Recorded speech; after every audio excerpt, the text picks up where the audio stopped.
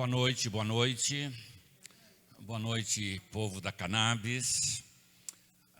A nossa saudação e agradecimento ao Maurinho, a Gabi e ao Douglas, que está na parte técnica da filmagem.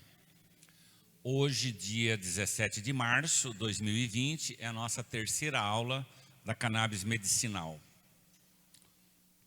E a Gabi, daqui a pouquinho, ela vai dar uma palavra como você vai participar online e vai responder a sua presença através de um pequeno resumo.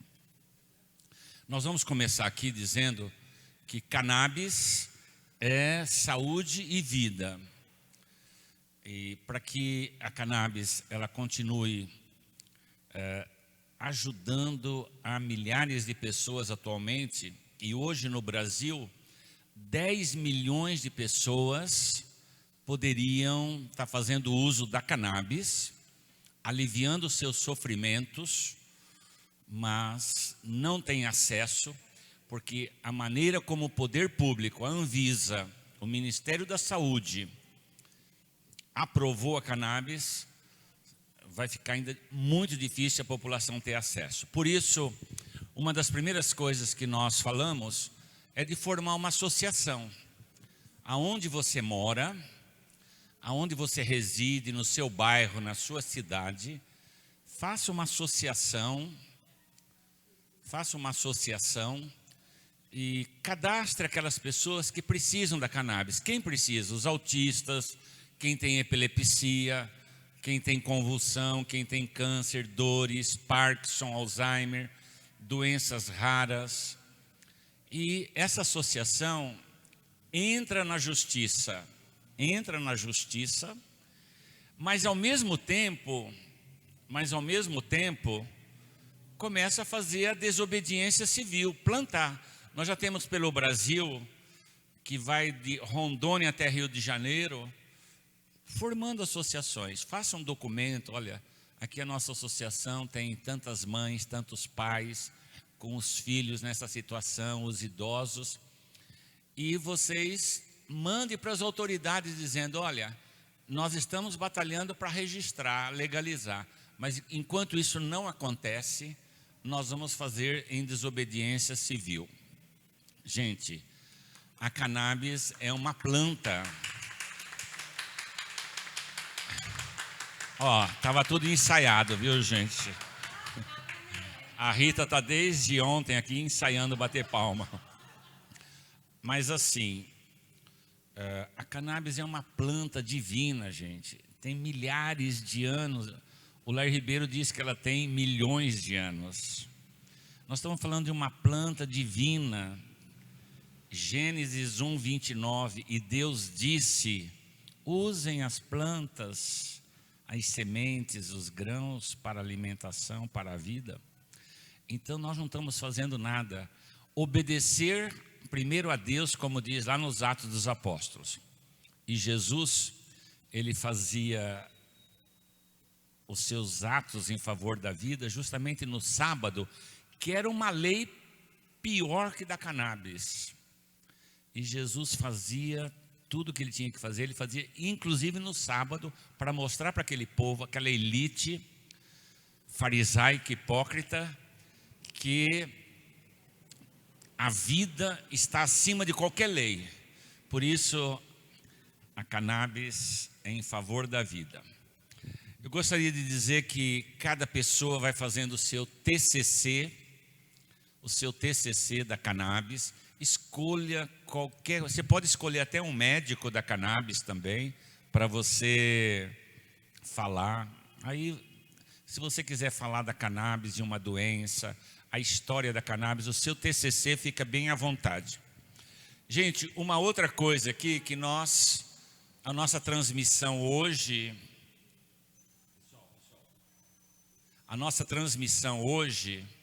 ela deu um problema na empresa que fornece para nós a internet. Mas essa aula está sendo gravada, é a terceira aula, e todos estarão recebendo. O que nós fazemos é um apelo, quem puder estar ajudando nos equipamentos, né? nós gastamos, o Maurinho, que é o responsável, nós gastamos 18.800 e arrecadamos 10.900. Quem puder colaborar, fale com o Maurinho, é 011 97265 4085. Agradecemos quem já colaborou e quem puder estar colaborando com esse trabalho nosso da cannabis medicinal. Sobre a transmissão e sobre marcar a presença, a Gabi vai dar uma palavrinha. Uma salva de palmas para a Gabi, porque eu acho que ela trabalha 24 horas e de maneira especial, Gabi, da meia-noite às 6. Isso. Boa noite a todos. Bom, eu vou começar pedindo desculpa. A gente teve um problema, uma falha técnica no cabeamento aqui da região e hoje o curso não vai estar ao vivo. E por conta da pandemia do coronavírus, a gente não está fazendo presencial e acredito que na próxima semana também não, mas a gente vai avaliando de acordo com as recomendações aí dos órgãos de vigilância sanitária. E por isso todo mundo que se inscreveu, mesmo presencialmente, vai cumprir as atividades online para a gente continuar o curso e marcar a participação nas aulas. Como funciona isso? Todo mundo que se inscreveu, a gente tem um e-mail num banco de dados, a gente usa uma ferramenta que dispara todas as semanas, um e-mail com um campo para que você envie um resumo, um pequeno resumo do que você entendeu da aula. Não tem certo ou errado, não precisa de pesquisa, é com a sua própria linguagem, é só para realmente efetivar a sua participação na aula. Então, eu recomendo que todos... eu não estou recebendo. Não tem volta de e-mail, não está voltando os e-mails. Então, quem não está recebendo, tem que dar uma olhadinha na caixa de spam, na caixa de promoção, porque às vezes o e-mail está lá. Mesmo assim, não conseguiu, pode me chamar. Na medida do possível, eu estou respondendo o WhatsApp. O padre também responde, está nos grupos. E hoje, especialmente, e a partir das próximas semanas, a gente vai colocar os links, não sei se vai ser um tiro no pé, nas páginas do YouTube e no Facebook, porque eu acredito que outras pessoas que não estão inscritas vão acabar acessando, mas eu acho que é uma forma da gente tornar mais acessível para todos. A gente tinha combinado que hoje iria as orientações do TCC, como nós enviamos nos outros semestres, mas como a gente precisou enviar um comunicado urgente que não teria o curso online, não foi possível enviar esse e-mail, mas ele vai ser enviado amanhã sem falta. E agora eu vou convidar a Patrícia. Não, então... A Gabi, a gente agradece, muito obrigado, Gabi. Eu gostaria também de dizer que nesse momento histórico do mundo e do Brasil, como é importante a gente defender o SUS. O SUS, são poucos países do mundo que tem SUS. Imagine se no Brasil não tivesse o SUS. O Chile tem SUS? Não. O povo do Chile, gente, está indo todas as segundas e terças-feiras para a rua. Eles querem o SUS no Chile. Os idosos têm uma aposentadoria de miséria, estão lutando. E eu estou falando tudo isso porque o Brasil, o SUS é uma conquista do povo, da Constituição de 1988. Então vamos defender o SUS, e todos os políticos que se colocam contra o SUS têm que ser banidos. Todos os políticos, banidos da nossa política. Esses que são contra o SUS, porque têm dinheiro e podem pagar médicos particulares, ou vão fazer tratamento fora do Brasil. É o que está acontecendo hoje. Muitos vão fazer tratamento da cannabis em Portugal, no Canadá, nos Estados Unidos, na Europa, e votam aqui no Brasil contra a cannabis para o povo. Isso nós vamos mudar e vamos continuar a luta. No último sábado de cada mês, nós temos um encontro às 9 horas aqui com profissionais da área da saúde. Mas também é aberto a todas as pessoas. Nós vamos estar passando os comunicados. Nós estamos pensando em fazer em julho um tipo de um seminário, um congresso de terapeutas. Para quê? Nós temos muitas pessoas fazendo terapia nas casas e não tem uma legislação que os assegure a isso. Então, quem concorda com isso, vai mandando sugestões, comece a fazer na sua cidade um debate. Por que os terapeutas populares não poderiam receitar cannabis, que é uma planta? Por que vai ficar só na mão dos médicos? Isso é um monopólio injusto e desumano. Então nós vamos mudar isso também, tem que mudar. Então em julho a nossa proposta. Nós temos as cartas da cannabis no convite, peça a Patrícia que ela manda. Quem precisar de alguma notícia, tem o zap 011 999 43 2646. E amanhã, quarta-feira, dia 18, tem uma reunião aqui às 7h30 da noite sobre energia solar. Quem tem energia solar na sua casa economiza bastante e você vai ter melhor qualidade de vida e o planeta agradece, a natureza agradece. Gente, então nós vamos hoje ter um primeiro momento. A Andréia, que está aqui do meu lado esquerdo, ela vai dar um testemunho. Ela é uma das primeiras alunas do curso, do primeiro curso. E do ano passado para esse ano, a Andréia, que tinha preconceito da cannabis, ela conta sempre isso. E hoje é uma mãe militante, muito importante nesse nosso movimento. A nossa gratidão a todas as mães, como a Andréia, que luta, as mães pelo Brasil, pais que há anos estão lutando pela cannabis. Depois nós vamos ter a Patrícia, também hoje falando na educação da cannabis, da saúde e assim por diante. Boa noite, Andréia. Então você vai falar das suas duas joinhas que tem em casa. Boa noite. Boa noite, padre, boa noite a todos. Boa noite, pessoal. Bom, eu vou iniciar já no meu preconceito de que como esse curso, eu sou muito grata a você, padre, a todos vocês do curso, como esse curso mudou a nossa vida da água para o vinho mesmo, tá? Hoje, né, vai fazer um ano, né, que as minhas filhas começaram a tomar o óleo do cannabis através desse curso. Bom, eu sou evangélica, eu fui criada militarmente, né, meu pai foi militar, né, e eu fui uma pessoa assim muito retraída, muito medrosa. Quando eu via uma pessoa falar a maconha, né, que é a cannabis, eu já me escondia, já ficava com medo. Eu tinha muito medo e muito preconceito, demais. Bom, eu sou casada, tenho 3 filhas. E a minha filha mais velha, que tem 17 anos, há 3 anos atrás, me falou, né, que a Isadora e Isadora, por conta de epilepsias, ela desenvolveu o autismo, que ela tinha 30, 40 convulsões diárias, e a Isadora e Isabela, por conta de um erro médico, tinha a paralisia cerebral. E também convulsões que, assim, a questão da Isabela era uma convulsão só tomando na veia mesmo.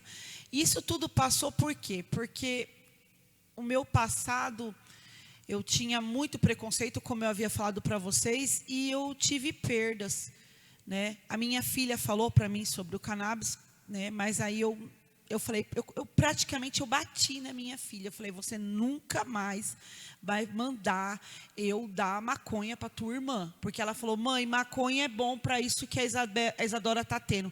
E eu vivi em hospitais com a Isadora, porque ela, como eu te disse, 30, 40 convulsões um dia, a gente não vivia.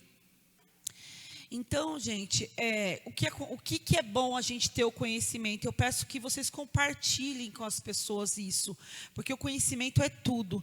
E aí uma vizinha minha me chamou para vir aqui, eu nunca tinha vindo aqui em Ermelino Matarazzo, e ela falou, olha, vamos lá, vai ter um curso do cannabis. O que é cannabis? Eu não entendi. Ela, o CBD, o piorou. Quando ela falou a maconha, eu quis bater nela também. Eu falei, você tá louca? Eu não vou dar maconha para minha filha. E ela, cala a sua boca, falou bem assim para mim, vamos lá, deixa seu preconceito de lado, você vai ver, para depois você querer julgar o que está acontecendo nesse momento. E eu calei, engoli calei minha boca mesmo.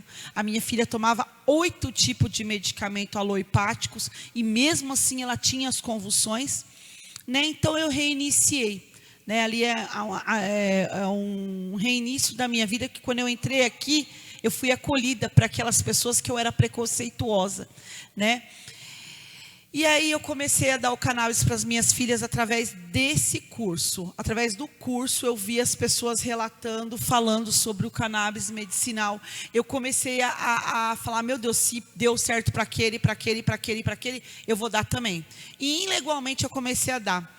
E a boquinha ali é da Isadora, tá, gente? A Isadora era autista, tinha, como eu te disse, 30, 40 convulsões num dia, mesmo tomando 8 tipos de medicamento. Ela desenvolveu um tumor. E em fevereiro do ano passado, vocês estão vendo a linguinha dela, a primeira do lado lado direito, é isso? Isso. Ela retirou esse tumor, né, em fevereiro do ano passado. Em abril, ele voltou com toda a força, ele já começou a crescer de novo e eles tinham que operar de novo. Foi justamente quando eu comecei a dar o óleo de cannabis para ela, tá? Eu dei o óleo para ela ilegalmente, porque nenhum médico quis, na época, me dar laudo, me dar relatório. Falaram que isso era loucura, que isso cientificamente não era comprovado. Eu busquei muito, mas ninguém quis me dar. Eu falei, não quero saber, vou dar ilegalmente. Comecei a dar no dia 7 de abril. Depois... Volta lá um pouquinho. Depois que eu comecei a dar, em abril, e ela teria que operar em finalzinho de abril. Ali, ó, vocês viram que ele voltou, e ali ela já retira, dando o óleo. Foi sumindo, e hoje a língua dela está completamente saudável, tá? Gente, vocês estão entendendo? Eu dava para ela por causa de epilepsias, ela é uma autista. E o cannabis curou o tumor da boca da minha filha. Os médicos do Hospital das Clínicas até hoje me perguntam, mãe, o que você fez? Eu falei, eu dei óleo de maconha para minha filha, eu dei óleo de cannabis para minha filha e curou. E realmente curou, e ela não precisou mais fazer a operação. Então, assim, não tem nem como eu não ser grata a essa santa planta, né? Aqui, depois disso, ela foi perder as epilepsias dela hoje, gente, de um ano para cá, vai fazer o ano que ela está tomando agora, dia 7 de abril. De um ano para cá, ela teve duas ou foram 3, porque eu, infelizmente, fiquei sem óleo, né? Mesmo tendo apoio, aconteceu de eu ficar sem óleo. Pode passar, Maurinho, por favor. E aqui é o curso, olha lá, minha filha lá, a Isabela, na cadeira de rodas, a Isadora ali no meio, meu esposo, os meus amigos que eu conheci aqui no curso, os meus irmãos, eu digo que são tudo uma família, né, que me acolheu, eu sou muito grata a todos. Eu fui na Marcha da Maconha, vocês não têm noção disso.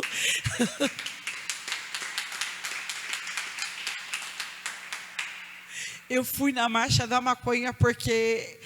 eu falei, não, isso tem que ser legalizado, legalize já, é óleo, é remédio, é medicamento, é cura, é saúde, é vida, e tudo que é bom a gente compartilha. Eu compartilhei aí, né, que a minha amiga, eu pedi para ela autorizar as fotos, tá?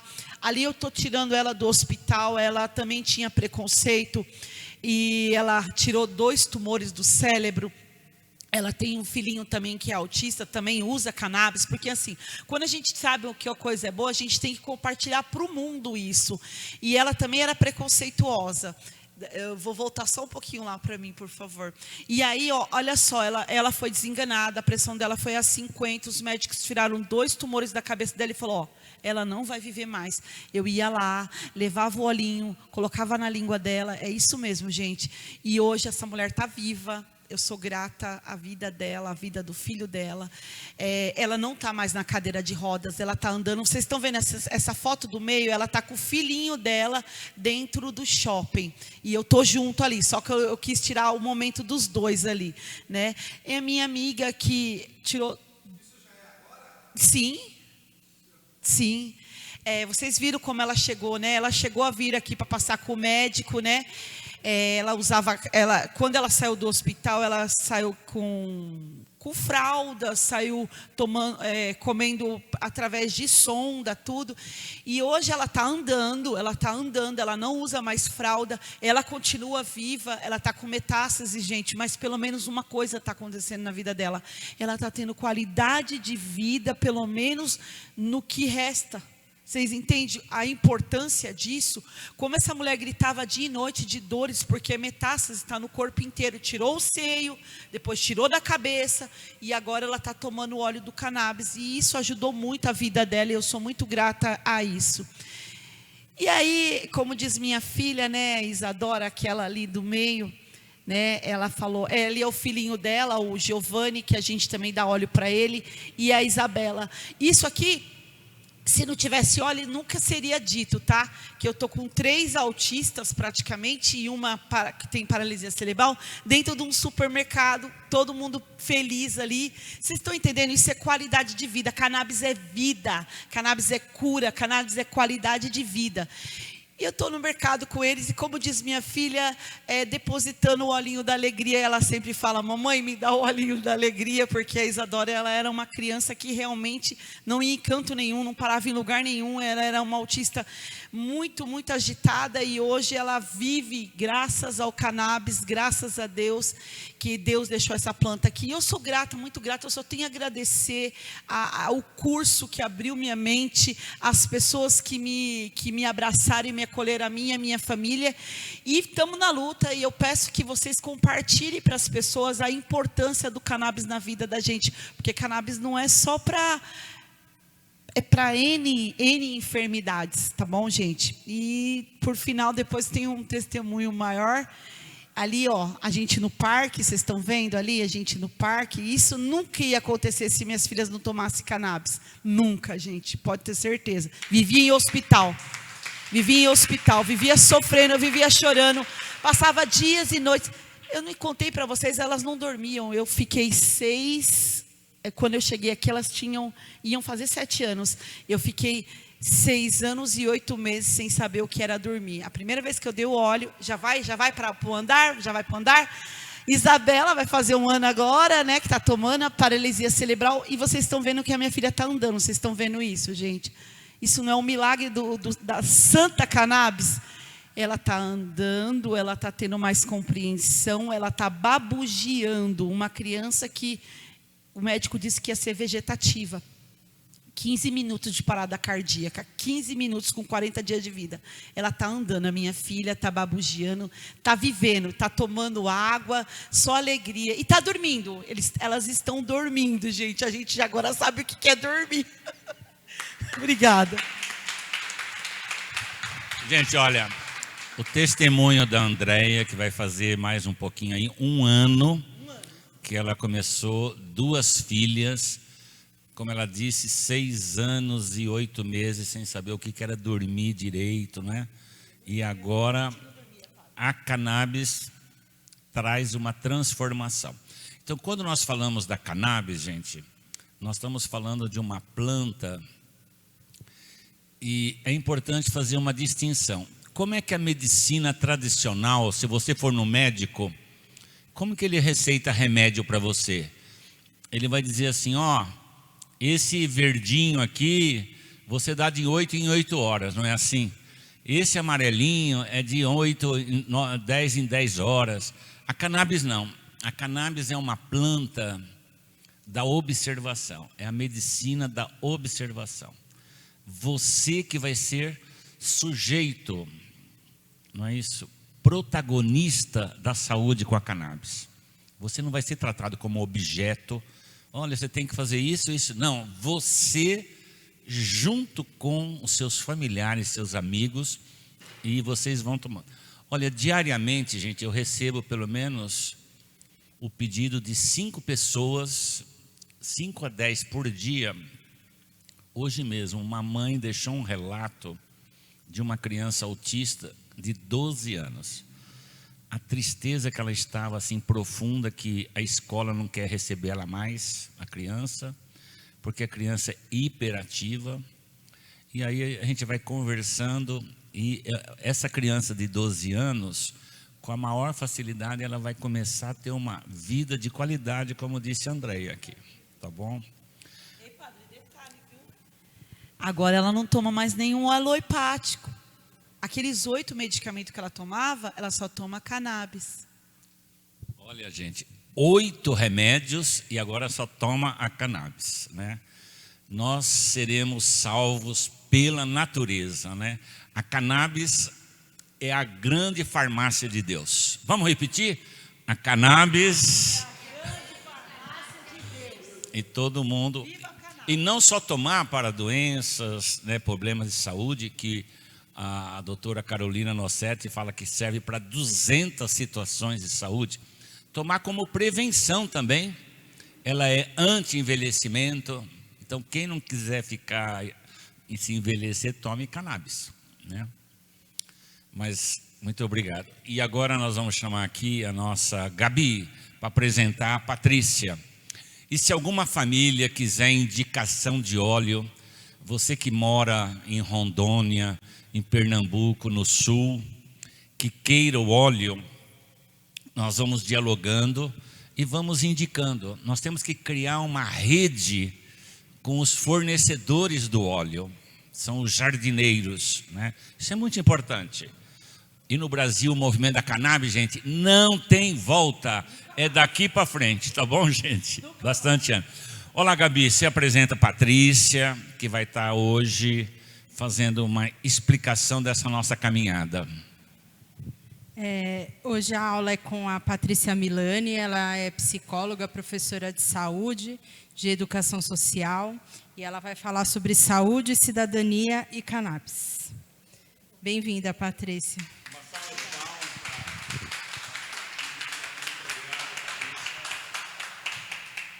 Eu que agradeço a oportunidade desse espaço, e é até um pouco constrangedor falar de cidadania aqui, nesse movimento, porque o que o padre faz aqui é o tempo todo o chamamento à cidadania, cada depoimento que é dado aqui é cidadania, né, compartilhamento de cidadania.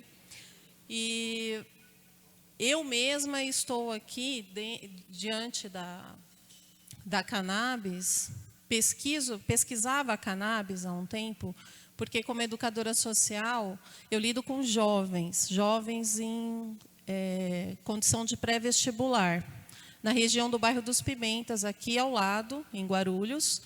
Trabalho há 18 anos com isso. E a gente sabe que o impacto do abuso, na verdade, de substâncias acaba trazendo muitos problemas para eles. E em razão dessas pesquisas sobre substâncias, usos e abusos, já sabia uma série de coisas sobre a cannabis medicinal. Mas vejam só, eu vim parar aqui na igreja, por quê? Em junho do ano passado, né, meu irmão teve um diagnóstico de tumor no cérebro. Descobriu isso através de uma convulsão fortíssima que ele teve. Um tumor de 3 centímetros, numa área operável, mas de bastante risco de sequelas. E a primeira proposta que eu fiz para ele era de tomar o óleo, né? Porque eu já tinha essa informação e era muito importante que ele tomasse o óleo e não entrasse nas medicações. Ele vem fazendo os exames de controle. Esse tumor não está crescendo, ele está estabilizado. Ele teve convulsão 2 vezes apenas, de lá para cá. Uma que ele esqueceu de tomar o óleo por 3 dias. E ele teve convulsão por causa disso.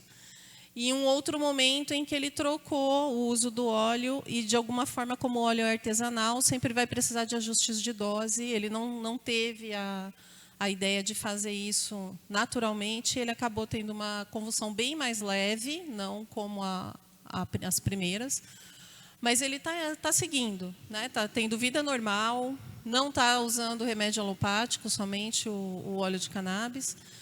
E quando eu fiz a opção de buscar isso aqui, eu sei de outros lugares que fazem o movimento da cannabis, dentro das universidades tem pesquisa, tem produção de óleo, ainda que não autorizado, mas muitos médicos fazem, participam.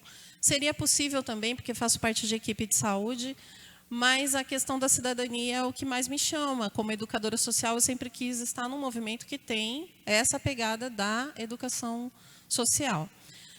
E o que eu vou falar hoje é uma sequência de conceitos para ajudar a gente a raciocinar a importância do nosso papel enquanto indivíduo, enquanto cidadão, dentro da sociedade. A gente, às vezes, por razões até de autoestima, a gente acha que não tem muito valor.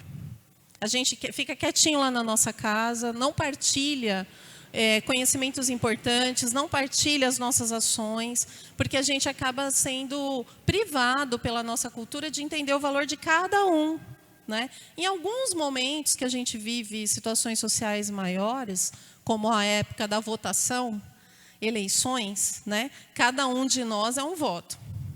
Não é verdade? Nesse momento, alguns lugares lembram a gente da nossa importância, que eu tenho um direito a um voto igual a qualquer outro cidadão brasileiro.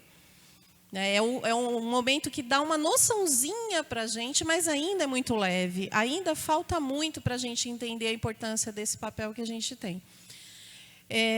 Quando a gente fala de cidadania, né, eu acho que está passando aí o slide para vocês. Tem um slide, tem um conceito, né? Primeiro, falando de identidade. Identidade, indivíduo, nós somos constituídos pela nossa história, de acordo com o local que nós estamos, com a condição que nascemos, com uma série de características. E isso tem um valor em si. Aí nós temos o nosso papel de cidadão, que é a nossa interação junto com os outros indivíduos. Também está aí para vocês um conceito, é um conceito que eu tirei do dicionário de filosofia, é o segundo slide. Eu tirei ele de um dicionário de filosofia que diz que o indivíduo é um membro do corpo político que desfruta de direitos políticos e, portanto, participa do poder. Esse é o conceito de cidadão. Será que nós somos cidadãos? Será que a gente está exercendo essa consciência de que a gente tem um poder, nós não enxergamos ele? Lógico que não é porque a gente não quer exercer, é porque nós não somos avisados de. Nunca somos avisados de. E aí eu trouxe uma frase do Spinoza, que é um filósofo, que ele fala: chamamos cidadãos as pessoas consideradas como desfrutando de todas as vantagens que a cidade proporciona em virtude do direito civil. E aí a minha pergunta é: somos cidadãos verdadeiramente? Se esse é o conceito de cidadão, o exercício da cidadania parece um mundo muito distante de nós. Não parece aqui tão próximo, mas só parece, gente. Na verdade, nós temos toda essa condição, sim. O direito, as leis estão aí garantindo uma série de coisas. Nós vamos falar também de quando a lei não nos garante, um pouquinho mais para frente. Mas o exercício disso deveria ser igual para todo mundo. E o que faz a diferença de exercermos ou não? A consciência, a informação, sabermos que isso está à nossa disposição. Aí eu quero partir para um terceiro conceito, que é o conceito de saúde, que está dentro também de uma área que eu atuo, mas que, em princípio, também é um assunto muito importante aqui, né? A Organização Mundial da Saúde diz para nós que saúde é o estado completo de bem-estar físico, mental e social, e não apenas ausência de afecções e enfermidades. Então, não basta só eu não ter nenhuma doença, eu preciso gozar de um bem-estar físico, mental e social. O físico é um pouco mais óbvio quando a gente fala de saúde, porque são os mal-estar que a gente tem quando as coisas não estão indo muito bem, não estão funcionando bem. O mental é um pouco mais vago, é mais abstrato. Às vezes as pessoas não percebem o sofrimento mental a que estão submetidas, por exemplo. E o social? Como a gente define o que é saúde social? É moradia, é água em boas condições, é saúde pública. O padre falou aqui do SUS. Na verdade, padre, só o Brasil tem o SUS. Não tem outro país no mundo que tem esse sistema planejado como ele se apresenta aqui no país. Os idealizadores, os pesquisadores desse projeto chamado SUS, eles foram beber em fontes de onde as coisas funcionavam e trouxeram o melhor que havia disso para montar esse trabalho que é conhecido como Projeto SUS aqui. E que antes mesmo dele ser totalmente implantado, com todo o potencial que ele tem, ele está sendo sucateado. Então, a gente nem chegou a ver o SUS funcionar plenamente e nós já estamos tendo muitas perdas. Lutar pelo SUS é cidadania, e muita cidadania, e uma cidadania dos brasileiros. Olha só, quando eu falo de autoestima, nós brasileiros tivemos a condição de ter o melhor atendimento de saúde do mundo e a gente não sabe disso. Eu sei que a maioria das pessoas que estão me ouvindo não sabe disso. Que esse projeto SUS só tem aqui e que ele atende a gente melhor do que qualquer outro país do mundo. Voltando lá no slide, a gente tem na Constituição Federal, principal lei do nosso país. Eu não sou advogada, eu convivo com advogado, tenho marido advogado, mas a gente precisa se preocupar um pouquinho com isso em razão dos conceitos que a gente vai falar. O artigo 6º da Constituição, que é algo que também os brasileiros não conhecem, a grande maioria não sabe, nunca viu uma Constituição, não sabe o que ela diz, né? Fala dos direitos sociais fundamentais nesse artigo 6º. E fala dos direitos à educação, saúde, trabalho, lazer, segurança, previdência social, proteção à maternidade e à infância, assistência aos desamparados. Tudo isso é previsto na lei. Então, vamos gravar bem isso, o artigo 6º da Constituição. Já passou aqui a semana passada um advogado falando, com certeza passarão outros falando. É muito importante que a gente, cidadão, saibamos, cada um de nós, onde a gente bebe, em que fonte a gente bebe, para a gente poder argumentar. E mesmo quando a gente vai lidar, por exemplo, com um advogado que nunca advogou nessa causa, né, a gente está lá, a Constituição está falando que a saúde é um direito fundamental social. Isso é importante para a gente saber enquanto cidadão. No artigo 196 vai falar só de saúde. Então, são os 2 artigos da Constituição que garante para a gente, através do Estado, a saúde. Aí fala que saúde é direito de todos e dever do Estado. Isso está escrito com essas palavras lá na lei. É garantido mediante políticas sociais e econômicas que visem a redução de risco de doença, enfim, tem todas as palavrinhas bonitinhas. Mas é fundamental que a gente entenda que a gente tem, sim, o direito de buscar por isso, ainda que tenha sido necessário ser via justiça, e não só a cannabis, né? Tem pacientes que precisam de medicações de alto custo, que é para acessar, quase sempre há necessidade de buscar ações judiciais. Tem que judicializar essa conversa, porque o Estado acaba não cumprindo a parte dele, né?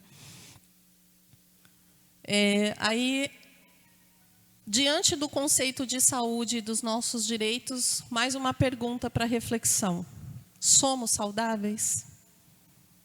Quando a gente olha o que seriam esses conceitos de saudáveis?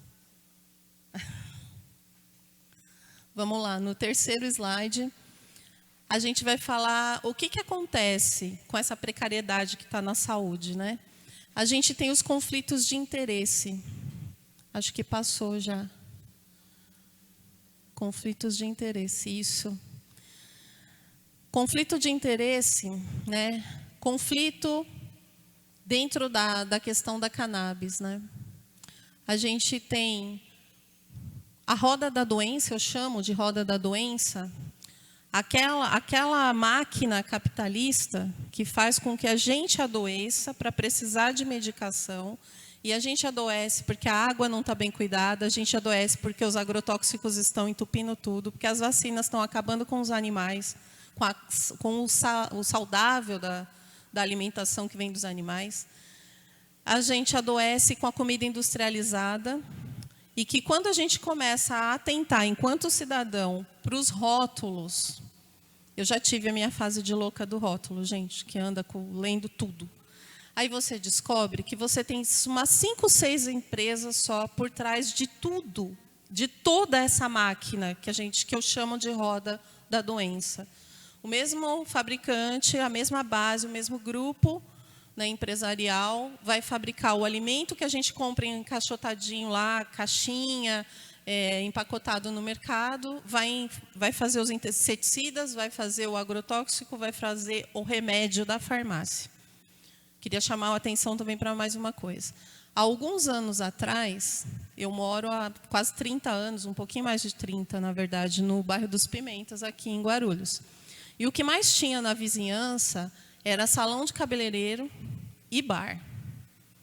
Era o que mais tinha. A gente rodava, você tinha um mercado, você tinha um açougue, você tinha uma padaria. Mas o bar e os cabeleireiros estavam por todo canto, cada rua que você vira. Hoje, vocês sabem o que é que mais tem? Farmácias. Vocês acham que isso é um acaso? Não é um acaso. Por que não é um acaso? Porque a gente tem a questão lá dos conflitos de interesse. Então, a gente tem essa roda da doença girando e nós temos aí muitos empatamentos para a busca da saúde verdadeira, para a busca da saúde através da natureza, seja ela o assunto que for. E com um agravante quando a gente fala de cannabis. Porque aí a cannabis passou por um processo de criminalização. Ela era uma erva comum, como todas as outras, milenar. A medicina chinesa inclui a cannabis nas ervas medicinais chinesas. A medicina ayurvédica indiana, que tem 5.000 anos essas medicinas, elas existem há 5.000 anos. Estão lá, essas ervas são previstas. Aqui no Brasil, os profissionais especializados nesses setores não podem usar, porque essa erva não pode entrar. Mas a gente tem um processo praticamente de demonização dessa erva, que não é de tanto tempo assim, mas causou um dano muito grande por conta da mídia e por conta dessa roda da doença, onde a gente está encontrando aí os conflitos de interesse, né? Aí eu trouxe uma reflexão, uma pergunta, que não sou eu que faço, as outras eu fiz. Essa eu trouxe do Bertolt Brecht, que foi um alemão que questionava muita coisa, dramaturgo, escritor. Ele diz o seguinte: perguntes a cada ideia, serves a quem? E aí a gente vai entendendo melhor todo esse circuito. Não precisa ser um especialista em nada. Basta a gente começar a questionar, a perguntar, e não partir daquilo que a gente assimilou por todas essas imposições culturais. Como a Andréa falou aqui, vem de uma família, de uma formação que faz um engessamento do nosso pensamento. Na hora que a gente aprende a fazer as perguntas certas no tempo certo, a gente quebra isso. E olha que não precisa tanto tempo para a gente renascer, para a gente reiniciar, como ela usou a palavra reiniciar. A gente renasce a partir de perguntas simples feitas no tempo certo, do jeito certo. Rapidamente a gente já se reconstrói. No próximo slide, a gente já vai entrar na parte dessa educação e movimentos sociais, né, da parte educacional mesmo. Como que a gente se educa, né, para esse desafio, digamos assim, que vem se mostrando de várias maneiras. Na saúde como um todo, né, eu posso falar disso por estar mais no setor da saúde, mas especialmente pondo um olhar aí na história da cannabis. A prática formativa, através de diálogos sobre a realidade e as necessidades populares, promove conscientização e autonomia. Então, toda vez que a gente pergunta, conversa, busca informação, a gente vai ganhando um corpo de conhecimento que vai favorecer as nossas tomadas de decisão. A gente vai ganhar a conscientização, e eu costumo fazer uma diferenciação entre tomar consciência e conscientização. Eu tomo consciência quando eu sei que aquilo existe.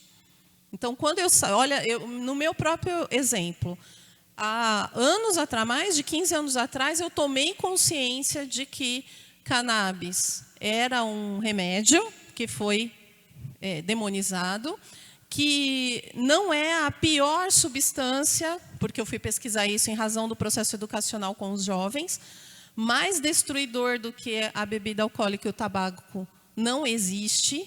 Todo o dano social que a gente tem e os desvios, digamos assim, das potencialidades humanas vêm dessas duas substâncias. Encurtamento de vida, a deteriorização que o álcool traz para o ser que o consome e para a família que convive também, porque cria o codependente. E a cannabis não faz esse efeito, apesar de toda a demonização. Então, esse era um debate que eu vinha fazendo e eu tinha a consciência. Mas a minha conscientização veio de estar no papel de cidadã, divulgando, falando e participando um pouco mais de tudo isso a partir do momento que a necessidade veio. E quase todos nós estamos pela dor, né, gente? O amor ainda não está nos ensinando. A gente está indo ainda pela dor. É a nossa falta, né, dessa busca de consciência, de adiantar o lado da consciência, né? Aí a gente tem... Falei do conflito de interesse, né? Então, vamos lá. Dentro dessa história da autonomia, é a consciência de que eu tenho um poder de decisão, que eu posso contribuir. Eu posso ajudar de alguma forma. Várias situações, várias causas. Por exemplo, com os meus alunos, eu já fui várias vezes para a Marcha da Maconha. Por quê? Porque os meus alunos são, em sua maioria, negros de periferia. São os que são encarcerados pelo uso de uma substância que não causa o mal que o álcool que o pai deles toma, muitas vezes, está causando. Então, nos debates que a gente promove, a decisão é que a instituição que eu estou dá apoio para algumas outras causas, e eu estava lá. Era já um exercício de cidadania, né? Não era por uma causa pessoal minha, mas já estávamos lá. E é assim que a gente vai participando cada vez mais. Você toma uma decisão aqui, outra ali, você dá apoio para uma família que está precisando daquilo, você dá cobertura, você faz... Entende? A gente vai tomando decisões a partir das informações que a gente tem. E aí eu trouxe uma frase de uma mulher negra, ex-escrava, a Harriet Tubman, que viveu lá em 1880, ela faleceu em 1913. Ela diz a seguinte frase, porque ela era uma pessoa que lutou pela libertação de escravos, ela se liberta e ela liberta quase 1000, até o fim da vida dela. E ela fala assim: libertei 1000 escravos, poderia ter libertado outros 1000 se eles soubessem que eram escravos. Né? Por que ela diz isso? Ela disse isso numa conferência sufragista, porque perto da morte dela, ela já fazia parte do movimentos feministas pela luta do voto nos Estados Unidos. E ela disse isso numa conferência. Porque as pessoas não sabem a sua condição, elas não sabem que são cidadãs, ela não sabe que ela tem o poder, que ela consegue tomar decisões e fazer diferença. Ela falou isso em 1880, gente. A gente não está entendendo o negócio ainda, né? Paulo Freire também já falou várias coisas a respeito, tem outros pensadores aí. Mas ela, em especial, por ter sido uma pessoa de luta mesmo, da base, né? E aí a gente vai lá falar de Paulo Freire, um educador aqui brasileiro, o educador mais importante, está entre os 10 mais importantes do mundo, é o brasileiro mais citado em obras de pesquisas acadêmicas fora do nosso país. Não era reconhecido da mesma forma, nunca foi reconhecido aqui no Brasil no mesmo nível que ele é reconhecido fora. E agora, em 2 anos para cá, é uma figura que está sendo demonizada de novo. Né? Em razão, ele já passou pela ditadura militar, né? Já tinha passado lá na ditadura, foi exilado. E A Pedagogia do Oprimido é o título do primeiro livro dele. Ele escreve no exílio, no Chile. Aqui no Brasil, ele escreve em 68, no Brasil só chega em 74, quando começa o processo de abertura da anistia. E ele descreve que para a gente revolucionar é preciso adotar estratégias entre quem ensina, quem aprende e a sociedade. As estratégias estão quem tem a informação, quem recebe a informação e como essa informação vai circular e o impacto que ela tem no meio dela. E isso cabe somente ao ensino popular. Aquele ensino que vem de alguém que traz muito acima, ditando regras, não é o ensino que ele propõe. O ensino que ele propõe é o que acontece entre seus pares, né? Ele busca buscar e trocar informações e conhecimento, investir em união, né? Força popular, redes de apoio. Então, quando ele faz a proposta da pedagogia, que é uma pedagogia difundida no mundo inteiro e demonizada nesse momento aqui no nosso país, ele está falando disso. Ele está falando de se unir, de trocar informações, de se fortalecer, de formar redes de apoio. Transparência e coragem para combater a manipulação. Aí a gente volta lá. Essa ideia serve a quem? É assim que a gente vai quebrando a rede de manipulação. Rejeitar a invasão de cultura que desqualifica a nossa identidade. Então, nós temos um valor, naturalmente, da nossa cultura, que não tem nada a ver com o valor da nossa conta bancária, como nos é dito. A gente tem toda uma falácia de que o sucesso, você só é bem-sucedido se você tiver dinheiro. Como se os seus fazeres do dia a dia, o seu empenho e o resultado dele, seja lá com a comida que você fez, com a planta que você cuidou, com o negócio que você toca, com o filho que você criou, não fosse um sucesso, não fosse algo que pode ser chamado de bem-sucedido. A gente confundiu a questão toda da materialidade com aspectos humanos, características humanas. Sucesso é um empreendimento que deu certo. E pode ser coisas muito básicas, né? Eu me propor a fazer algo simples, mas que deu resultado. É disso que ele fala também. Rejeitar a invasão de cultura é a gente parar de ficar admirando o que não é nosso. A gente tem, por exemplo, falando de tratamento natural, vocês têm noção do conhecimento profundo que existe na cultura indígena, que são os povos originários aqui do nosso país? Agora, vocês têm noção do prejuízo que nós estamos tendo em 500 anos de dizimação desses povos e que, nesse momento, a retomada dessa tragédia está em andamento, está acontecendo, continua acontecendo num volume absurdo, né? E ali, nessa cultura, reside um conhecimento profundo da saúde e dos tratamentos naturais. Houve um rompimento com isso, porque é coisa de primitivo. O moderno é tomar comprimido que vende na farmácia. É assim que a gente cria o mito. Esses mitos que a gente está se referindo têm a ver com isso. A gente vai vendendo ideias e vai se apropriando dessas ideias sem perceber, valorizando, e nisso a gente está se desvalorizando. Depois, a última obra do Paulo Freire, ele tem um material imenso, ele é um doutor na área de educação, então ele produziu muito conhecimento, partilhou muito disso. Ele escreve em 97, A Pedagogia da Autonomia, proposta de valorização da construção do conhecimento popular. Sabe por que ele insiste no popular, gente? Porque é a massa. Porque é onde está o conhecimento, porque a população é a massa do país. Não é possível que meia dúzia de pessoas, muito conectadas com cultura estrangeira, derrube toda essa massa de conhecimento. Era disso que ele estava falando. É o resgatar esse movimento popular. Cada um de nós entendendo o nosso valor, partilhando, se unindo. Porque, assim, sozinhos nós somos fracos. Temos um valor intrínseco, mas na hora que a gente vai somando um com o outro, a coisa vai acontecendo num volume maior e muito rápido.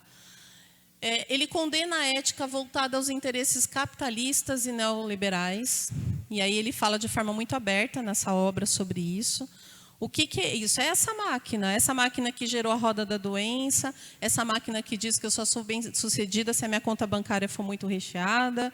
essa máquina que dita ordens que são desconectadas com a nossa realidade e que não são nada populares, não para a nossa cultura, né? Mas se vende de fora. E é a criação da história dos mitos, né? Valorização do protagonismo popular, o padre usou até esse termo hoje, né? Protagonistas, no processo de socialização e politização. Porque quando a gente fala disso, e principalmente política, as pessoas se assustam, porque a única coisa que a gente entende de política, que passa em massa na televisão, é a política partidária, que é aquela coisa de exercício de poder legislativo, executivo. Não é a política, na sua essência, que é a vivência social dela, que é a gente fazer a diferença dentro da sociedade. Então, assim, para quem quiser aprender mais, entender um pouco mais desses processos, ler Paulo Freire é fundamental, e ler Paulo Freire é fácil, tá, gente?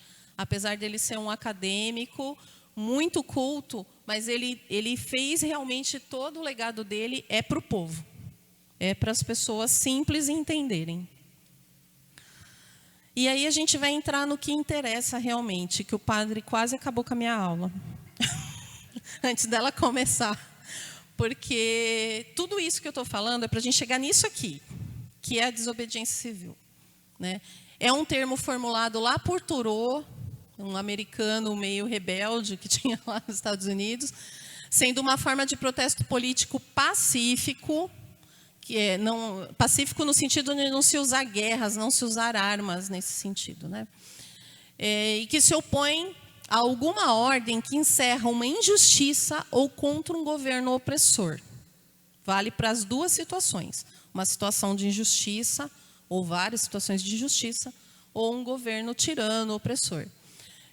Ele é aplicado, esse conceito e todo esse desenvolvimento dessa teoria do Thoreau é aplicado por vários líderes que se tornaram muito importantes graças ao que o Thoreau escreveu. Que aí a gente vai ter quem? Gandhi, lá no processo de independência da Índia, promovendo e ensinando às pessoas o que era desobediência civil e conquistando a independência da Inglaterra dentro dessa pegada. Martin Luther King, na luta pelos direitos civis e segregação racial nos Estados Unidos, né? Não é uma luta fácil, vale lembrar que ambos foram assassinados, porque eles conseguiram mobilizar massas dentro dessas ideias.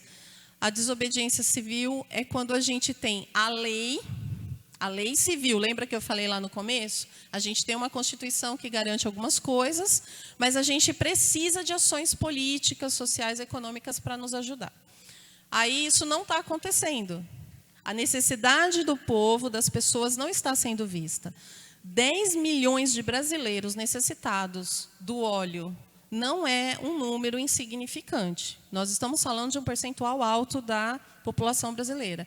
Esses são o que tem como haver o registro, fora os que a gente não sabe. E fora as doenças que já são tratadas fora do nosso país, em pesquisas avançadíssimas em outros países, que ninguém ainda está usando o óleo aqui. Ainda não está colocando à disposição para essas doenças aqui. Quando a gente fala da desobediência civil, é isso que a gente está fazendo aqui. Enquanto a gente fala sobre cannabis, sobre maconha, ainda não está dando prisão. Mas quando você fala do plantio, o risco já acontece. Por quê? Na legislação civil diz que nós temos direito à saúde, mas na criminal diz, lá pela demonização, que se você plantar e fizer uso ou transportar, tem vários verbos que vão definir o que é esse crime, você pode ser enquadrado na lei.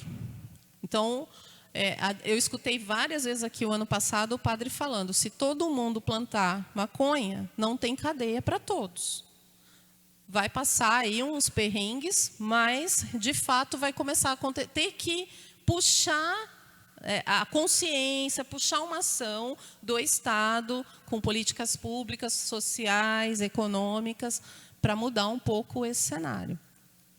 Falar de desobediência civil é algo que assusta um pouco as pessoas, mas sem ela a gente não muda a sociedade, né? Sem ela, a Andréa não teria conseguido a mudança de qualidade de vida que aconteceu na casa dela. com a família dela. E muita gente que já passou por aqui também não teria conseguido. Todos estão em desobediência civil, porque de alguma forma estão acessando. Se eles não estão diretamente, estão indiretamente, porque estão precisando do óleo e estão correndo atrás disso de alguma forma. O que nos falta ainda? Falta a gente se apropriar da causa e entender que a gente precisa dar a cara a tapa, que a gente precisa fazer, se unir, montar as redes de apoio lá que o Paulo Freire fala, se valer daqueles que já estão na luta antecipadamente, da experiência dessas pessoas, participar mais de discussões, seja curso, seja marcha, em qualquer segmento, e começar a fazer algo em prol disso, né? Na desobediência civil, a gente tem o aspecto jurídico, que é a expressão do direito de resistência e o direito de exceção. É assim que os advogados argumentam quando eles vão falar ou tentar defender alguém que foi enquadrado praticando desobediência civil. O direito de lutar pelos direitos básicos, a rigor, é ilegal, porém considerado ato legítimo por se fundamentar no princípio da justiça. E quando muita gente começa a fazer isso, começa a dar resultado. O Gandhi, ele tem uma frase que a desobediência civil é um direito intrínseco do cidadão, é algo que é um direito interno, verdadeiro dele. E reprimir a desobediência civil é tentar encarcerar a consciência. Uma das experiências mais marcantes que Gandhi promoveu na Índia foi a chamada Marcha do Sal. Os ingleses detinham a produção do sal, eles se apropriaram do mar da Índia e impediam que os indianos tivessem acesso ao sal, que era o conservante dos alimentos.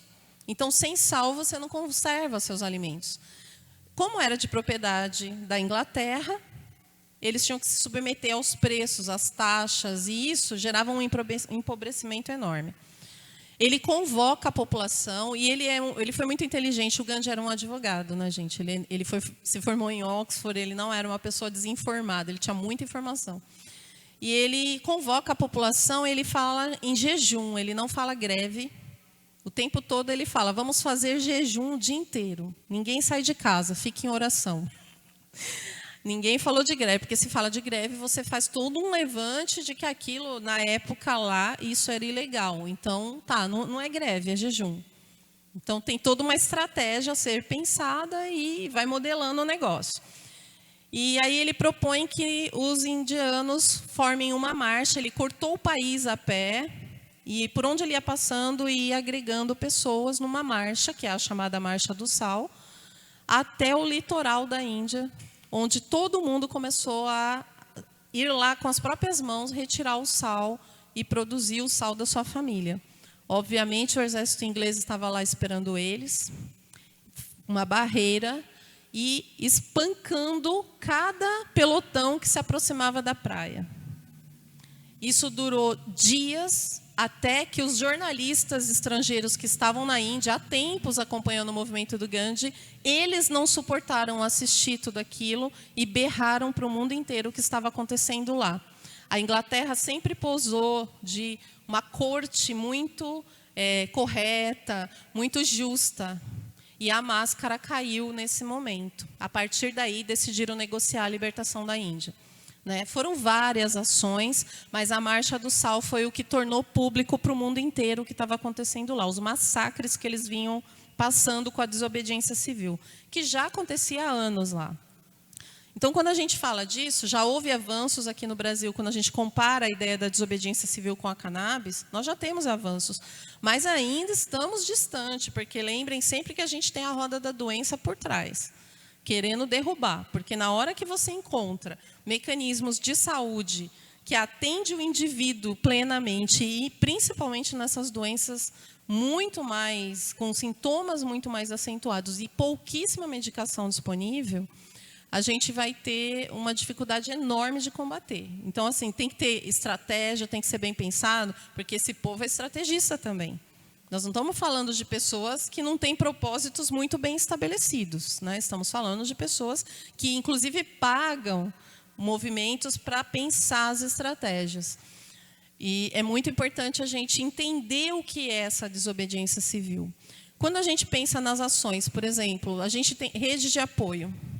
Tem a SBEC, que a doutora Eliana está à frente, e ela assumiu, do ano passado para cá, a ideia de dar apoio para grupos que decidirem se organizar nas cidades. Então, o primeiro grupo que se organizou foi o de Mogi das Cruzes, que até tem a Andréa, faz parte lá do grupo, né? E marcaram um mutirão para emitir os laudos, emitir as receitas, para começar o processo judicial, né, de um grupo. E aí, quando é um grupo que se reúne, que conversa, você vai se sentindo mais corajoso, você vai se sentindo mais forte, você sabe que não está sozinho. Se acontecer alguma coisa, você tem para quem ligar. Na hora que você passa para uma associação lá, de repente, esse grupo de Mogi vai futuramente virar uma associação. Essa associação ganha um corpo jurídico, e aí as pessoas já não vão responder pelos problemas de forma direta, enquanto indivíduo, mas como sociedade, como associação. Isso também muda um pouco a configuração. E assim vai. Tudo isso tem que ir sendo pensado, né? Tem que ser colocado em discussão e fazendo chamamentos e montando cada vez mais grupos. Mesmo que a princípio seja só 10, 12 pessoas, mas as grandes associações começaram assim, né? Tem a APEP começou com 4 mães, né? Uma das coisas que faz parte aí dessa ideia da desobediência civil, as mulheres estarem à frente, porque os homens são encarcerados muito mais, né? Costumam ser mais criminalizados. Agora, quando uma mãe, uma filha está na luta, sensibiliza juízes. Então, essa é uma estratégia excelente, a história das mães. E assim vai. Desobediência civil é o único caminho nesse momento. Talvez não seja só para cannabis, talvez seja para muitas outras coisas aqui nesse país, nesse momento que a gente está vivendo. Mas para cannabis em especial. Ela já vem sendo praticada, né? Eu acho que a pessoa que mais pratica desobediência civil que eu conheci até esse momento é o Padre Ticão. Está aqui inspirando o pessoal a praticar isso cada vez mais, mas a gente precisa quebrar esse círculo vicioso, é uma espiral viciosa e que limita demais as pessoas, limita demais a saúde, a boa convivência familiar, inclusive, né? E eu queria deixar uma pergunta, né, abrir uma pergunta, uma reflexão. Eu sei que o pessoal tem uma liçãozinha de casa para fazer, de repente nessas lições surgem ideias aí, né? Como tudo isso que a gente está falando aqui, nós falamos de o valor do indivíduo, do exercício que esse indivíduo faz da cidadania, nós falamos da questão da formação popular, da nossa base popular de formação, porque ela é massa, ela não tem aquela coisa de uma figura, praticamente um mito, dizendo tudo o que as pessoas têm que fazer, é o coletivo que vai formando. Nós falamos de autonomia e nós estamos terminando com a ideia da desobediência civil. Então, como que tudo isso se aplica à causa da cannabis? E é uma pergunta, porque eu também não tenho as respostas, né? Também estou aqui fazendo perguntas há um tempo já e não tenho as respostas. A gente precisa construir essas respostas juntos, né? O grupo de Mogi, a Emília e o Alberto, eles fazem parte desse grupo, estão na luta também com o filho, né? Com o Ítalo, um filho autista. E a Emília e o Alberto têm contribuído muito aí para a causa, eles têm dado bastante apoio para a doutora Eliana nos eventos que ela tem feito lá na SBEC, nos fóruns que têm acontecido. E eles mandaram um vídeo bem bacana da experiência deles, do antes e o depois do óleo também, como uma forma de testemunho para a aula de hoje. E eu queria aproveitar essa participação deles para reforçar a ideia do coletivo, da rede de apoio e da importância que tem as pessoas se unirem. Às vezes a gente vem aqui, fica sentadinho, ouve, vai embora para casa, não conversa com quem está do lado, que está passando a mesma coisa. E a importância de todo mundo ir se conversando e começar. Quando o padre fala, coloca ali, está lá, transporte solidário, né? Vocês já pararam para pensar que no transporte solidário pode rolar um monte de conversa na volta sobre a aula do dia e, a partir daí, surgir ideias e surgir ações e concretizar coisas? Então, essas pequenas coisas, quando a gente fala de vamos revolucionar, quando o Paulo Freire fala vamos revolucionar, ele não está falando de pegar em arma e ir para a guerra. Ele está falando de aproveitar cada oportunidade. Cada aula aqui é uma oportunidade. Hoje a gente está nesse enfrentamento aí dessa história dessa pandemia e não tem a sala aqui não está lotada, mas nós também temos mil e tantos inscritos, né, Gabi? 1.500 e pouco inscritos online. Que dá para o pessoal fazer troca, dá para montar grupos, dá para discutir. Tem muita gente. Esse boom é muito importante, mas é importante que você venha, tome consciência e se conscientize internamente de ações, da necessidade das ações, não só a informação. Senão a gente também cai num erro, volta lá na história do conflito de interesse, a gente cai no erro de vir aqui só buscar o óleo, atrás de alguém que nos arrume o óleo. E, na verdade, essa não é a saída. Ela é o início de um processo de mudança dentro da nossa casa. Mas a saída é a gente ter o direito de fazer esse óleo. De cada um de nós, na medida do necessário, fazer o óleo de acordo com a necessidade do seu caso. Porque tem diferença na forma de extração. Então, aqueles que têm dor é um tipo de extração, aqueles que têm problemas neurológicos com convulsões é um outro tipo de extração. Tudo isso vai passar por aqui durante o curso, mas é muito importante que a gente se aproprie desses fazeres ligados à cannabis e somando força, e estando ligados em grupo, conhecendo as pessoas, a gente vai ganhando uma confiança e uma força que a gente não imagina que tem, né? E aí tem o vídeo, né? Acho que é o Douglas, né? Pode entrar com o vídeo para a gente assistir essa experiência bem bacana que o Emílio e a Emília e o Alberto estão.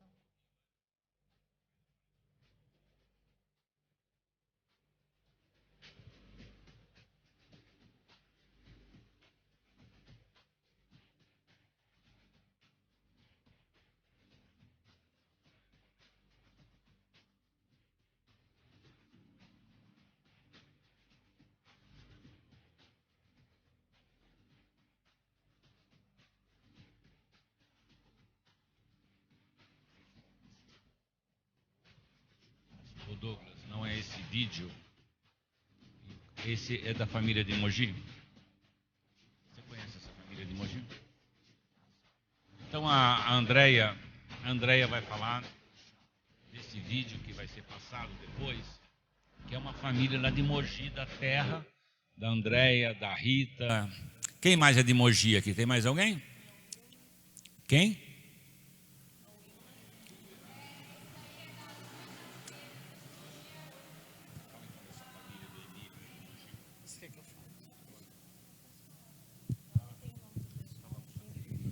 Então, gente, o vídeo não é esse, eu não sei se ele vai encontrar lá agora.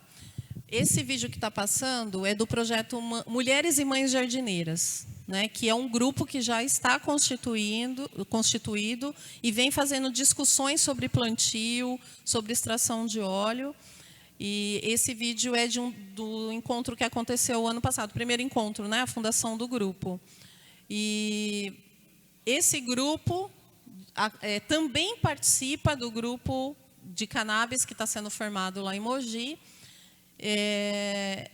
que dia 15 de janeiro agora desse ano foi feito um mutirão lá, e 3 médicos participaram do atendimento e fizeram toda a documentação necessária médica, que é o doutor Olair, que é de Jacareí, o doutor Yuri, que já esteve aqui dando palestra, provavelmente volte dar aula esse ano, e a doutora Eliane. São os 3 médicos que ficaram lá e atenderam um grupo grande de pacientes lá e fizeram todos os encaminhamentos burocráticos que cabe aos médicos para fazer o pedido da Anvisa e ir esgotando todos os caminhos. Também já tem advogado lá, né, dando assessoria para poder entrar com as ações no tempo certo, do jeito certo. É um modelo e é um formato que é muito importante a gente entender como funciona, Assim como a gente tem a Abrace, muito bem organizada enquanto associação lá em João Pessoa, e já começou como associação, mas como bem falou o doutor Leonardo Navarro semana passada, é uma associação que teve uma série de questões atípicas lá, de ter conhecimento com juiz, com promotor, porque as pessoas se conheciam do meio de convivência social e o projeto foi favorecido por essas relações, né? E aí a gente volta na ideia da rede de apoio. A gente precisa dialogar com todo mundo, a gente precisa ouvir, a gente precisa informar todo mundo, porque a gente não sabe a hora que o assunto chega lá, né? Esse grupo de João Pessoa teve algum leve favorecimento por causa das relações sociais que as pessoas desse grupo mantinham. Não é bem assim quando a gente vai para uma luta sem saber quem é juiz, quem é promotor, enfim.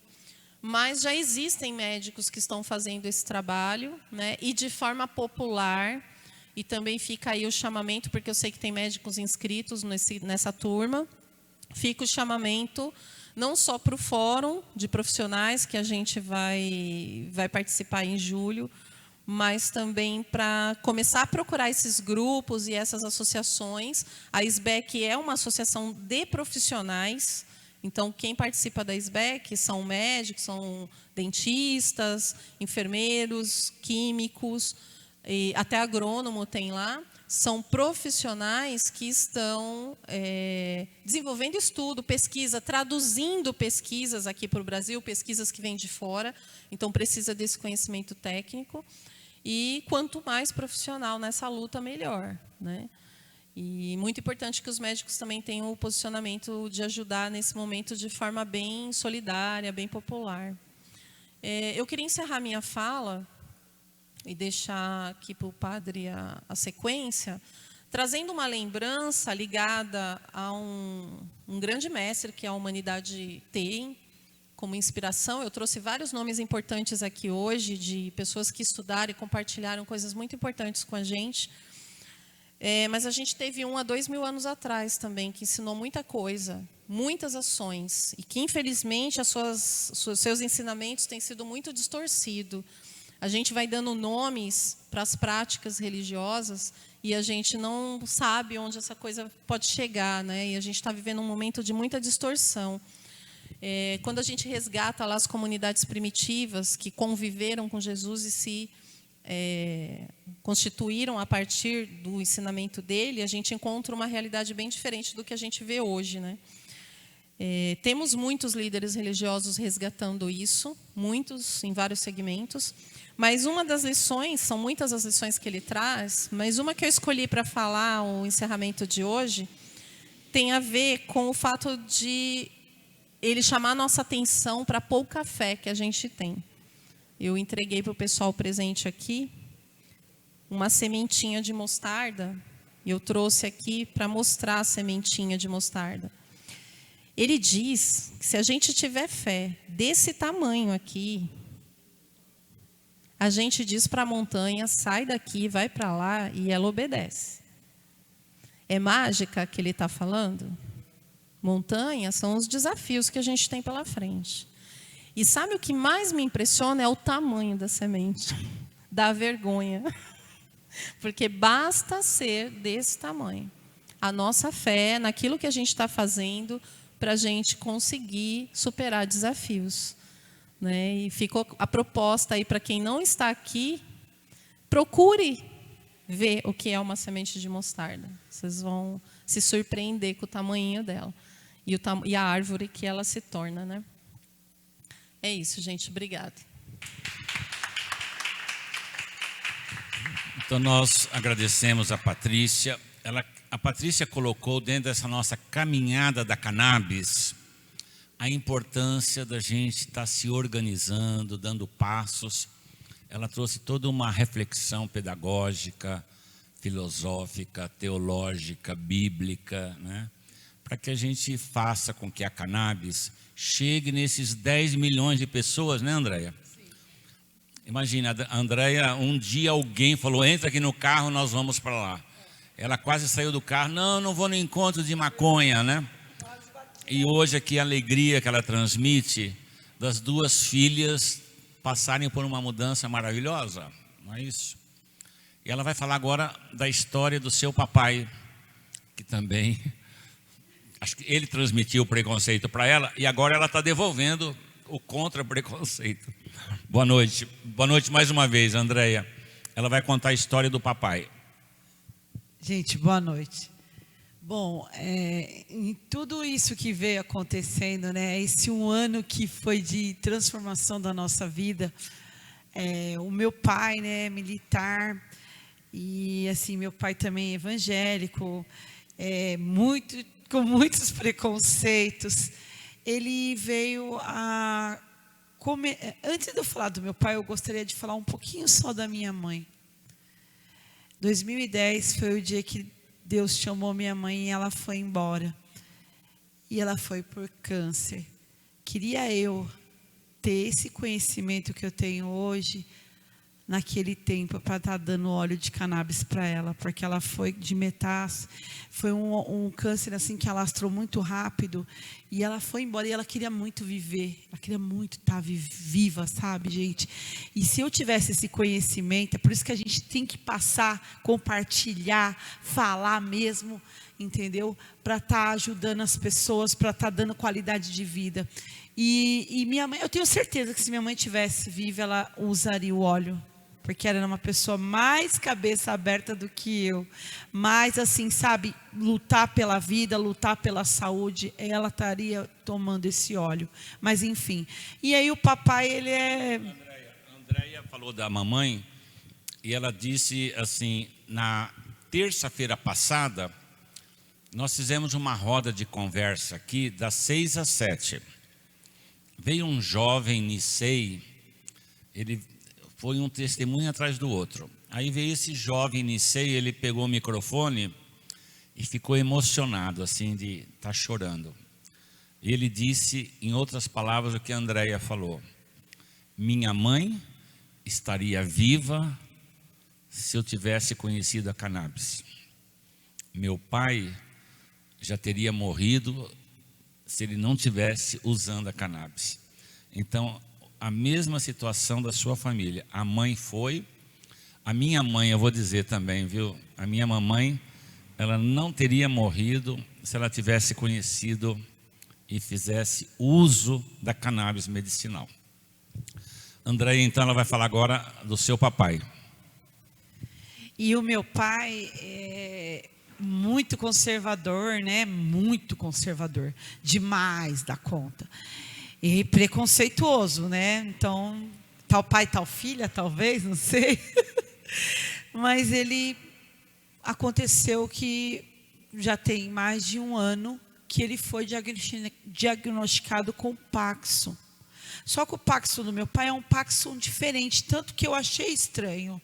Porque não é aquele Parkinson que treme assim, é um outro tipo de Parkinson, gente. Ele vem de baixo para cima. E o quadril, ele não tem firmeza para andar, ele treme, ele tenta andar e não vai, e trava, você entendeu? Então esse Parkinson do meu pai foi indo, até o momento que ele agora, antes de eu tentar introduzir a cannabis na vida dele, eu falei, pai, vamos tomar o óleo? Não vou tomar maconha, você tá doida, sai daqui. A mesma coisa que eu fiz com a minha filha, né? Há 3 anos atrás, que teria poupado os 3 anos da nossa vida. Não, você tá doida. Não. E ele tá vendo a melhora das netas. Ele tá vendo a melhora das pessoas que estão usando. Pai, vamos tomar? Não. Meu pai só faltou me esgoelar, eu diria a palavra correta. Mas eu sou uma pessoa persistente. Eu falei, olha, pai, o senhor quer queira, quer não, o senhor vai tomar, porque o senhor está vendo como é que o senhor está ficando? Cada vez mais entrofiando tudo, encamado, usando fralda, tendo que dar comida na boca, enfim, o senhor vai tomar o óleo. E meu pai falou, não vou tomar. E aí eu pedi muito discernimento a Deus. E pedi muito que ele aceitasse. E aí ele teve uma queda tão grande, gente, que ele caiu. Ele foi para o hospital, ele ficou muito mal, que ele também tem diabetes. E a questão do Parkinson se avançando todinha na vida dele. E aí há 2 meses atrás, por um milagre de Deus, Deus ouviu minhas clamor, meu pai aceitou o óleo. Só que ele ainda falou para mim, não vai falar por aí. Falou bem assim. Eu disse, tá, pai. Comecei a dar o óleo para ele. Gente, tem a foto, Maurinho, do pai? Tá aí? E aí, o que ele fez, gente? O meu pai tem 2 meses que está tomando óleo. Ele saiu da fralda. Ele está começando a caminhar. Ele está indo no banheiro sozinho. Olha, e o sorriso. Olha o sorriso do meu velho. E você não sabe o quanto é emocionante isso, porque eu sei que agora ele vai viver, ele vai andar, ele vai. Eu brinquei com ele, falei, pai, nós vamos correr, porque eu também tenho a questão, eu tenho artrite reumatoide, mas eu não podia ver meu pai, um homem que lutou tanto, trabalhou tanto para criar os 6 filhos, se acabar dessa maneira, travado numa cama, sem poder, não conseguir comer, não conseguir andar, usando fralda, gaguejando, porque isso vai afetando os músculos dele. E ele está assim, ó, vivendo agora, está começando a vida dele, saiu da fralda. Eu digo que é um reinício do recomeço da vida dele. E você sabe o que ele faz agora? Quando acabou o olhinho dele, quando tá para acabar, filha, o meu olhinho da alegria está acabando. Ele tem medo de acabar o óleo dele. E ele está vivendo e eu estou tão feliz, gente. Eu não podia deixar de compartilhar isso e dizer para vocês, viva o cannabis. Vamos compartilhar essa planta que se chama erva santa, né? Não é demonizada, ela é apenas uma planta. Cada um faz uso da maneira que se convém. E viva a cannabis. Põe a outra, Maurinho. Põe o outro, Maurinho. Que tá, já, não foi, acabou. Tava todos nós juntos. Tá, pessoal. Então nós queremos assim agradecer a Patrícia, né, a Andréia que veio lá de Mogi, a Rita.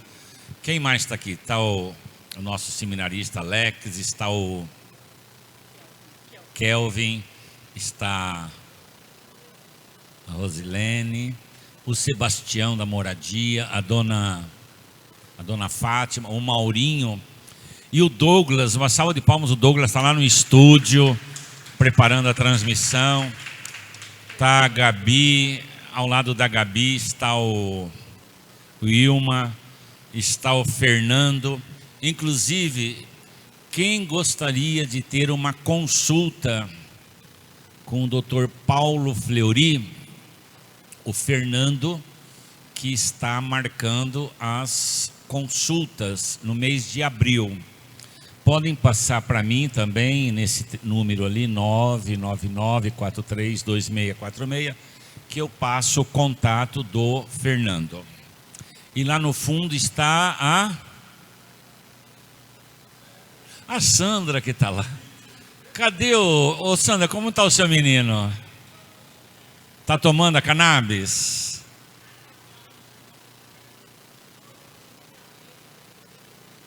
Está indo bem.